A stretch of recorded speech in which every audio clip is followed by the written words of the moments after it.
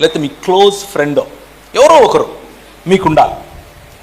మీ మొత్తం మనసు ఉన్నది ఉన్నట్లు మాట్లాడుకోగలిగే ఒక వ్యక్తి ఉండాలి మీ జీవితంలో, ఒక ఫ్రెండ్ ఉండాలి.